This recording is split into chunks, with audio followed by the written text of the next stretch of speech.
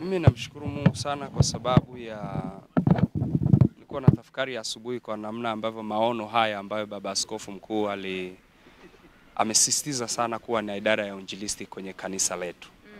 Kwa sababu idara ya uinjilisti ni moja ya huduma ambayo italeta watu wengi kwa Yesu. Na nilikuwa na tafakari jana, tunahitaji kuona Mungu akiinua wainjilisti kwenye nchi hii.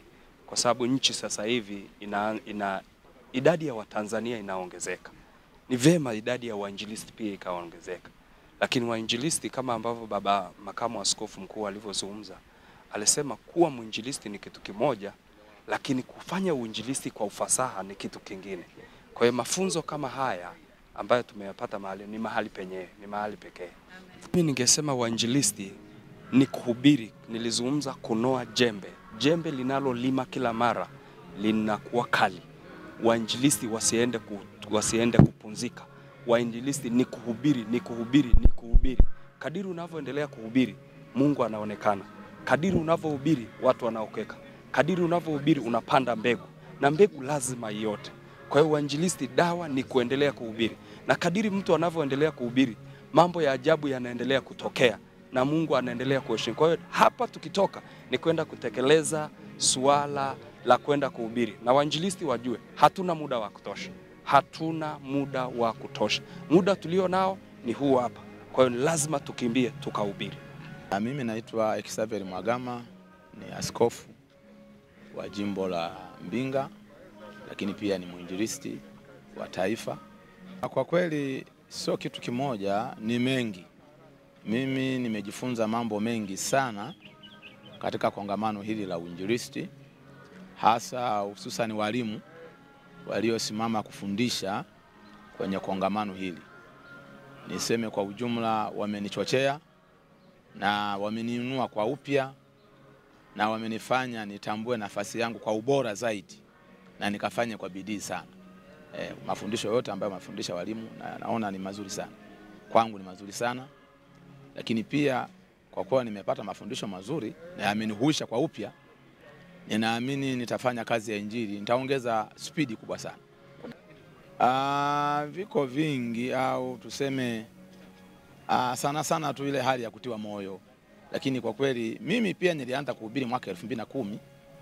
Sasa sana sana nimechochewa. Mfano kwenda vijijini, mimi nahubiri kila mwaka vijiji 4, 5, 6 kila mwaka. Sasa baada ya kufika hapa, makamu askofu mkuu Dr. Muiche alivyozungumzia injili ya vijijini, lakini pia na mwinjilisti Gewe alivyoongelea, anza kuhubiri nikitembea vijijini kwa kutumia skrini ya inchi 24. Ni mchana nahubiri, usiku naweka skrini. 2010 mpaka sasa nahubiri. Na mwaka huu nimehubiri vijiji 5. Kwa hiyo wamenichochea na kunihimiza, yani kunikumbusha, kunihuisha kwa upya. Na nitaenda kuhakikisha jimbo langu la Mbinga, na nimeshaweka mkakati na mkurugenzi wangu yuko hapa.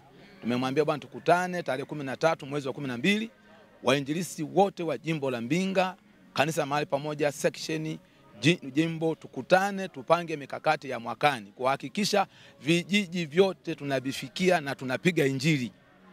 Kwa hiyo nina mkakati mkubwa sana kuhakikisha mambo makubwa yatatokea kupitia injili. Jambo la kwanza, mwitikio wa watu. Watu wameitikia na tumeona wainjilisti wapya wengine. Alafu jana mafundisho. Kila kitu kinataka mafundisho. Nimeona mafundisho ni mazuri, ila sasa tunangoja kwenda kwenye vitendo. Tumeambiwa tusio wasikiaji wa neno bali tuwe watendaji wa neno. Tumeona shuhuda za makamu askofu jinsi alivyoanza. Ilianza polepole.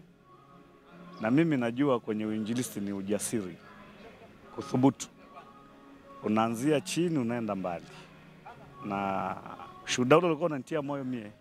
Ndivyo ninavyofanya. Nilianza ushuhuda mtaani, mtu kwa mtu, nyumba kwa nyumba. Na naona tutaenda vizuri. Kwa sababu na mimi nimekuja na wainjilisti wa kanisani kwangu na wao wamenisimulia. Kasema yale unaotuelekeza hapa tumethibitisha. Kwa hiyo na mimi nimefurahi. La pili, nimekuja, niliombwa nifike kama mkurugenzi wa wanaume.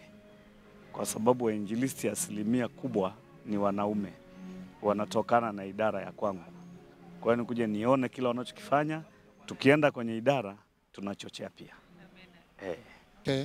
Sawa, kwanza tumekuwa na kongamano zuri sana ambalo tumekuwa na walimu wazuri sana. Tumekuwa na makamu askofu mkuu yule amekuwa anatufundisha na kutufunda kwamba wainjilisti tuweze kufanya vizuri zaidi.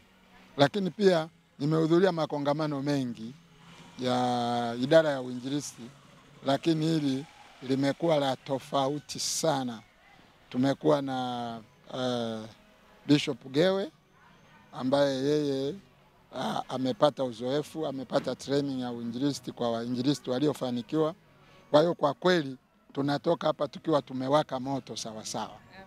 Wito ambao naweza nikautoa ni kwamba kwanza tuhubiri neno. Lakini pia tuwe na injili yenye matokeo. Lakini la tatu, kujifunza kutoka kufanya kawaida kwenda isiyo kawaida. Ninafikiri mimi kwamba tumefanya uinjilisti kwa viwango vya kawaida, lakini sasa tunatakiwa kutoka kawaida kwenda isiyo kawaida, kwa maana ya vifaa vya kuhubiria, kwa maana ya arrangement za wainjilisti, kwa maana ya kuhubiri kwa matarajio, kwa maana ya kuwa na passion kubwa ya kuwaleta watu wengi sana kwa Yesu. Okay. Mimi ambacho nimekifanya ni uwekezaji tu, kwamba kadiri Mungu ambavyo alikuwa ananibariki nilikuwa nawekeza kwenye injili. Nilianza napata sadaka za mikutano. Nikipata sadaka za mikutano tulikubaliana na mke wangu, nusu tunaweka kwenye mfuko wa injili, alafu nusu ndo zinaendesha mambo mengine. Kwa hiyo kama mtu anataka kufika mahali ambapo nimefika kwa neema ya Mungu tu, wala hata sijisifu, lazima awe ni mtu mwenye kuthubutu kuwekeza nguvu zake, mali zake, muda wake, lakini pia awe ni mtu mwenye imani kubwa, maana mambo ya kimungu yanafanyika kwa imani. Nimefika hapa kwa kweli kwa neema ya Mungu na kwa imani.